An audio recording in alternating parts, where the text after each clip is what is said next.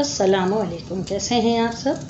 बकरीद में जब कुर्बानी का गोश्त बांटते हैं तो ज़ाहिर है हड्डियां तो दे नहीं सकते हैं, थोड़ी बहुत हड्डियां बांटी जाती हैं। बाकी हड्डियां जो है बहुत सारी घर में बच जाती हैं।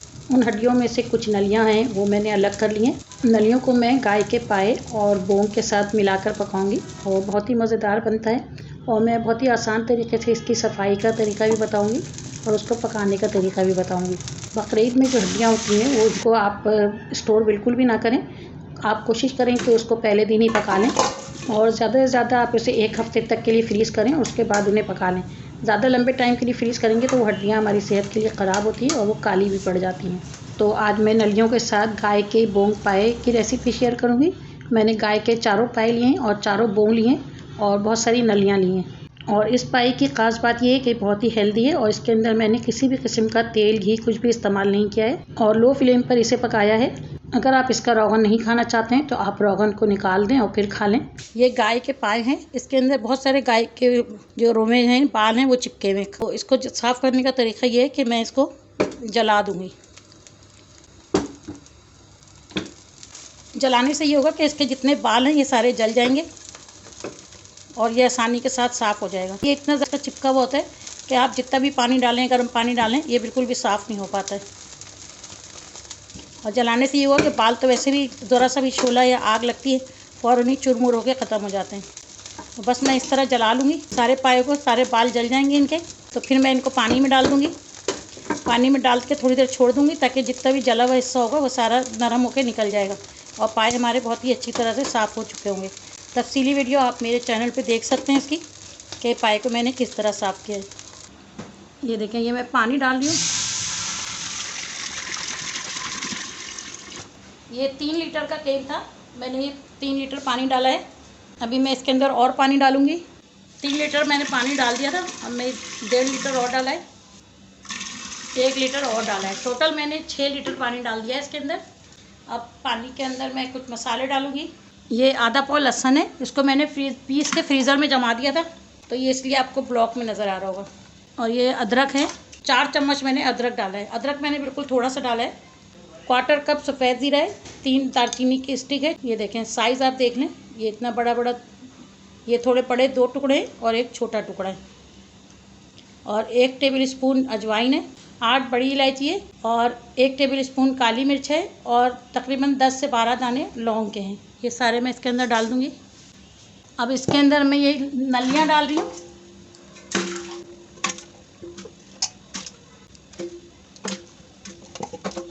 ये पाए हैं, ये पाए जो मैंने जलाए थे, जला के साफ़ किए थे, ये वो पाए हैं, ये भी डाल दूँगी।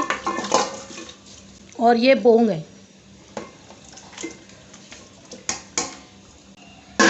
अब इसे मैंने कवर कर दिया है। कवर करके मैं इसे उबाल आने तक पकाऊंगी।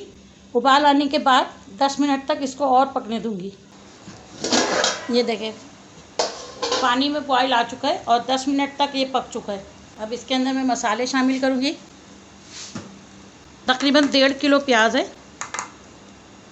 ये मैं डाल दूंगी इसके अंदर।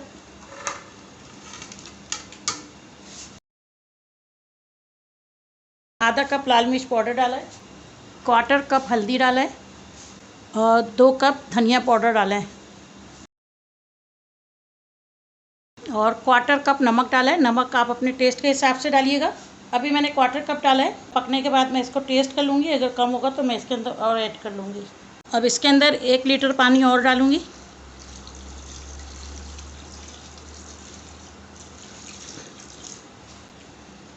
अब इन सब मसालों को अच्छी तरह से मिक्स कर दूँगी।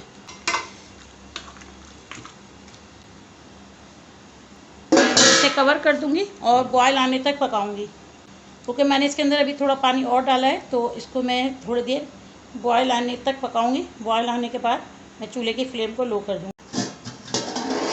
ये देखिए, बॉयल आ चुका है। मैं चूल्हे की फ्लेम को लो कर दूँगी और लो फ्लेम पे पाए के गलने तक पकाऊँगी। तकरीबन 4 से 5 घंटे में ये पाए गलेंगे। तो चलें मिलते हैं फिर पाए के गलने के बाद।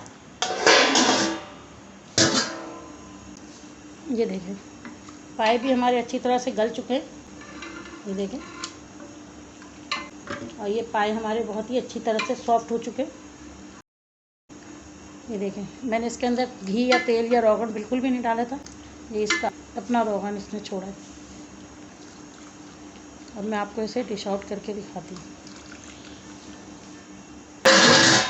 ये पाए के अंदर जो आपको रोगन नज़र आ रहा है, अगर आप ये नहीं खाना चाहते हैं तो इसको निकालने का तरीका बहुत ही आसान है।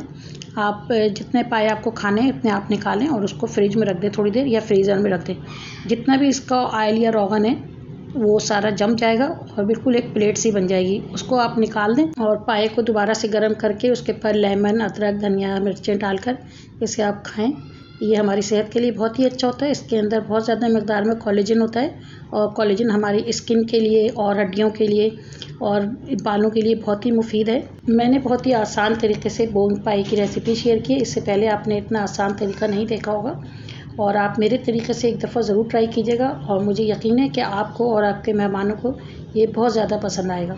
आप सोच रहे होंगे इतने सारे पाए हम क्यों बनाएं, तो आप इतने सारे पाए बनाएं और अपने पड़ोसियों में बांटें, अपने महल्ले में बांटें, अपने रिश्तेदारों में बांटें, खुद भी खाएं और उनको भी खिलाएं। गरम गरम पाए पे आप लेमू, धनिया, हरी मिर्चें और अदरक डालकर इसे गरम गरम नान के साथ खाएं। वीडियो को लाइक कर दें और चैनल को सब्सक्राइब कर लें। मिलते हैं फिर अगली रेसिपी के साथ। अल्लाह हाफिज़।